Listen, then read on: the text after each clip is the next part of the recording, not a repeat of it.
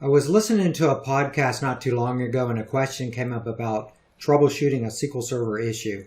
The host mentioned that she couldn't look at the SQL Server logs because it took too long to pull up.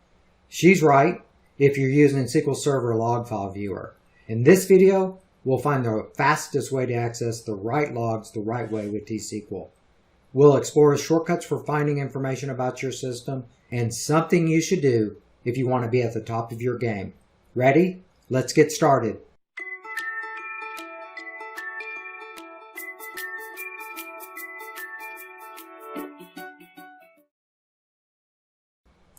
Let's open up SQL Server Management Studio and run this query.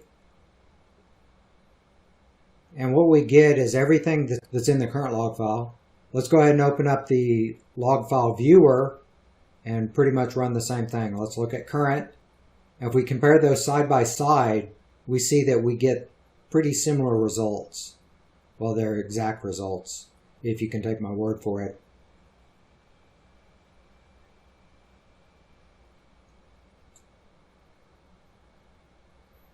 The next query we'll run is we'll look specifically for error in the log file, in the text. So let's go ahead and run that. And as you can see, it's found the error string inside of text. If we do the same thing in the log file viewer, type in error to filter it, and voila, we get the same thing, two identical results.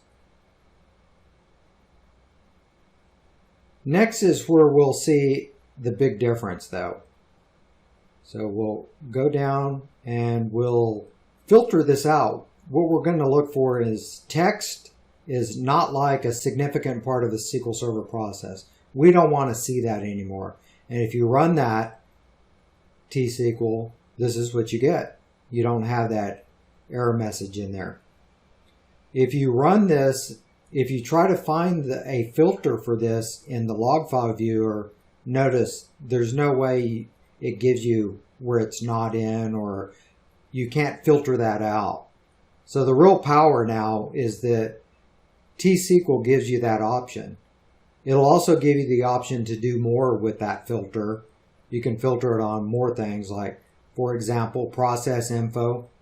Maybe we don't want to see logins or backups in our log. Let's say process info not in backup and log on. And we get right away two things where that's filtered out. Let's look at the proc actually. If we look at the SP read error log, which is in master, it's in the master database, and expand that out, we can see that it's running actually the XP read error log, and it has 4 parameters. So let's see a couple of examples of what we can do with it. The first thing we can do is find authentication mode, and as you can tell, we have this one set to mixed. The next thing we can do is look for detected and find out what our RAM has and memory that we have on it. And finally, let's switch back to where we're using XP read error log and find manufacturer. As you can tell, what system manufacturer I'm using for my laptop and my demos. The next thing we'll do is we'll filter out a little bit more by using the XP read error log, and we can do it based on get date, and so we can actually filter it out using start and end dates. And as you can tell, we've gone back in time and we've only sorted it out between one date. The other thing you can do that you'll definitely want to do is to set up these error messages or whatever's in your log to send to you. This is a good way to know what's in your log files on an ongoing basis. By getting these emailed to you periodically, it means that you don't have to go in there and manually look at these. For example, I know that somebody's run a trace on one of the servers. I'm having some memory pressure with another server, and then I have some I/O stuff going on. If you're looking at this and then you have a problem, you know that you can either rule these out, or that could be really the smoking gun for what's going on in your system. I hope this video has been helpful.